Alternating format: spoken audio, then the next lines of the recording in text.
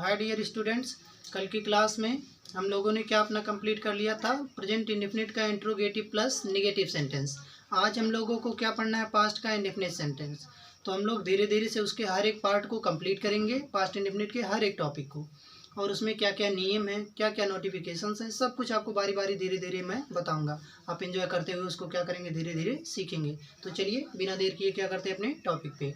देखिए पहला टेंस कौन सा है आपका, पास्ट का इंडेफिनिट। आप कैसे पहचानेंगे कि ये पास्ट का इंडेफिनिट टेंस ही है? तो मैंने आपको पहले ही बताया था, जैसे आप प्रेजेंट इंडेफिनिट के सबसे अंतिम में देखते हैं, वैसे ही पास्ट इंडेफिनिट के टेंस में भी सबसे अंतिम में देखेंगे वाक्य के। कहाँ देखेंगे? एकदम अंतिम में। देखिए जैसे वाक्य के अंत में था, थी, थे, या, ई, ए या फिर ये शब्द देखने को आपको अगर मिलता है तो वो कौन सा टेंस है? पास्ट का इंडेफिनिट टेंस। ठीक है ना? कौन सा टेंस है? पास्ट का इंडेफिनिट टेंस। अब इसके बाद देखिए नोट नंबर पहला, सबसे पहले तो आपको टेंस की सहायक क्रिया याद होनी चाहिए।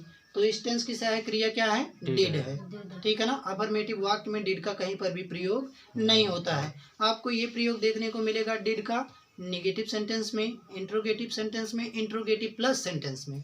ठीक है ना? इंट्रोगेटिव प्लस नेगेटिव सेंटेंस में, मतलब ये आपको तीनों में मिलेगा, लेकिन पॉजिटिव वाले में आपको नहीं मिलेगा। तो सबसे पहले हम लोग देखते हैं अपना पॉजिटिव या अफर्मेटिव, जिसे आप लोग कहते हैं सकारात्मक वाक्य। तो देखिए बारी बारी से बताते हैं। पहले रूल नंबर 1 क्या है? रूल नंबर 1 क्या कहता है आपसे? सभी कर्ता। सभी कर्ता का मतलब क्या हो जाते हैं? थर्ड पर्सन एक वचन कर्ता, अर्थात ही, सी, इट। बाकी जितने भी कर्ता बचते हैं अन्य कर्ता, सेकंड पर्सन के, फर्स्ट पर्सन के, सभी के साथ, मतलब आई, वी, दे, यू, इन सभी के साथ, एक वचन बहुवचन चाहे जो कर्ता हो, सबके साथ हम लोग क्या करते हैं? मुख्य क्रिया का सेकंड फॉर्म लगाते हैं। क्या लगाते हैं? मुख्य क्रिया का सेकंड फॉर्म लगाते हैं। जैसे में देखेंगे तो आपको ज्यादा समझ में आएगा। जैसे देखिए राम आगरा गया।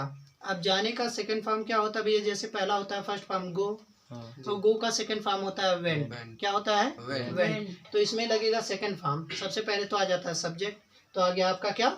सब्जेक्ट। तो ये हो गया राम। राम वेंट टू आगरा, या फिर आगरा। राम वेंट आगरा। राम कहाँ गया भैया? आगरा गया। ठीक है ना? अब दूसरा देखिए इसी प्रकार से। अब ये तो आपका था भैया सिंगुलर नंबर थर्ड पर्सन का ना, अरे ही के अंतर्गत आएगा राम ना, राम भी तो लड़का है, तो ये भी ही के अंतर्गत आएगा। तो इसके साथ भी क्या लगा है? Second form. और देखिए ये वाला, ये आपका प्लूरल नंबर का सब्जेक्ट है, थर्ड पर्सन का प्लूरल नंबर का। अब इसके साथ तो हमेशा क्या लगता है? वैसे तो प्रेजेंट इंडेफिनिट में आप देख रहे होंगे तो बदलता रहता है, लेकिन यहाँ पे सबके साथ सेकंड फॉर्म लगेगा। देखिए कैसे, वे शोर मचाते थे, तो दे मेड ए नॉइज। समझ में आया आपको वाक्य? अब देखिए पहचान के लिए आप अगर देखेंगे तो जैसे वह गया, मैंने उसे देखा, इसमें भी देखिए आ गया, इसमें भी आ गया, इसमें देखो गया था आ गया। ठीक है ना? तो इस प्रकार से पहचान आप समझ जाएंगे, और इस प्रकार से सभी के साथ क्या लगाएंगे? Second form. आगे कुछ नियम है वो देखते हैं हम लोग आगे। तो देखिए इसी के साथ हम लोग क्या देखते हैं, पहले सबसे पहला अपना सीक्वेंस देखते हैं, मतलब अनुवाद क्रम देखते हैं। सबसे पहले क्या हो जाता है इसमें भैया? कर्ता। क्या हो जाता है? कर्ता। सब्जेक्ट लिखे ना, इसका मतलब क्या हो जाता है? पहला कर्ता। उसके बाद क्या आ जाता है? मुख्य क्रिया का सेकंड फॉर्म। क्या आ जाता है? मुख्य क्रिया का सेकंड फॉर्म आ जाएगा आपका, मुख्य क्रिया का सेकंड फॉर्म। इसके बाद आपका आ जाएगा कर्म। क्या आ जाएगा? कर्म। फिर उसके बाद क्या आ जाएगा? शेष भाव। क्या आ जाएगा? शेष भाव। ये अनुवाद करने के समय आपको ये दिमाग में हमेशा बना रहना चाहिए कि क्या होता है। ठीक है ना? ये आपके दिमाग में हमेशा याद होना चाहिए कि जब भी आप पास्ट इंडेफिनिट का अनुवाद करते हैं तो ये क्रम आपके दिमाग में हमेशा के लिए फीड होना चाहिए, ये हमेशा आपको याद होना चाहिए। देखिए पहले का बताते हैं, इस प्रकार से उदाहरण देखें तो आपको ज़्यादा समझ में आएगा। देखिए जैसे में पहला क्या? सोहन अपने गाँव गया। सोहन अपने गांव गया। अब लास्ट में आपको देख के पता लग जाएगा कि कौन सा टेंस है पास्ट का इंडेफिनिट। ठीक है ना? इसको देखते ही आपको पता लग जाएगा, क्योंकि पहचान आपको बता चुके हैं। अगर आपको पहचान याद है तो इसको देखते ही आप जान जाएंगे कि ये कौन सा टेंस है। तो ये है पास्ट का इंडेफिनिट। तो सबसे पहले आ जाएगा आपका सब्जेक्ट अर्थात कर्ता। तो क्या आ जाएगा? सोहन। ठीक है ना? सोहन आ गया। अब मुख्य क्रिया का सेकंड फॉर्म। सेकंड फॉर्म क्या लगाएंगे? गया। गया मतलब जाने से बना है, तो जाने का क्या होता है? गो। गो का सेकंड फॉर्म क्या होता है? वेंट। क्या होता है? वेंट। तो यहाँ पे हो गया वेंट। ठीक है ना? अब अपने के लिए मोहन थर्ड पर्सन का ही के अंतर्गत आएगा, तो ही का पॉजेसिव केस क्या हो जाएगा? हिज हो जाएगा। क्या हो जाएगा? हिज हो जाएगा। ठीक है ना? ही का पॉजेसिव केस क्या हो जाएगा? हिज। उसके बाद विलेज। समझ पाए इसको? जी। अच्छे से इसको समझ पाए तो देखते हैं दूसरा वाला। देखिए क्या कह रहा है दूसरा वाक्य, चिड़िया आकाश में उड़ी, चिड़िया आकाश में उड़ी। अब देखिए भैया इसमें का सब्जेक्ट कौन है? चिड़िया।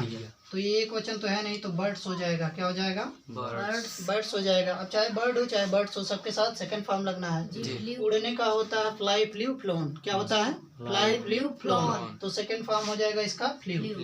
क्या हो जाएगा? फ्लू। FLEW, आकाश में उड़ी। In the sky, in the sky. ठीक है ना? समझ पाए इसको? अब देखिए इसी के साथ तीसरा उदाहरण देखते हैं। उसने तुम्हें देखा, उसने तुम्हें देखा। अब देखने का होता है लुक। क्या होता है? लुक भी होता है, सी भी होता है, ठीक है ना, वॉच भी होता है, लेकिन सबकी जगह अलग अलग। तो यहाँ पे आप लुक भी लगा सकते हैं और सी भी लगा सकते हैं, ठीक है ना। वॉच का अर्थ होता है आप जैसे टीवी भी देख रहे हो, मोबाइल देख रहे हो, तब उसके सेंस में होता है, ठीक है ना। तो यहाँ पे हम लोग लिखते हैं पहले उसने का हो जाएगा ही। क्या हो जाएगा? ही। अब सा सीन होता है ना, तो क्या हो जाएगा? सा हो जाएगा। क्या हो जाएगा? सा।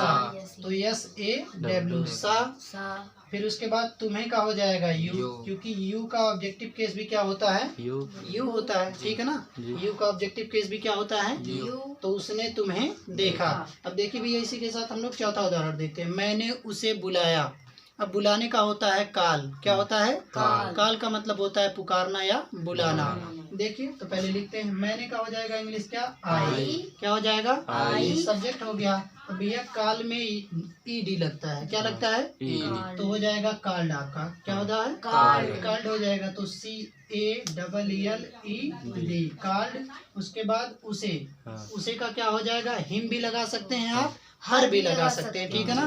क्योंकि यहाँ पे आपको कंफर्म नहीं है कि वो लड़का है कि लड़की। आप दोनों में से कोई भी लिख देंगे तो दोनों सही रहेंगे। तो हम लोग लिखते हैं हिम, आई कॉल हिम।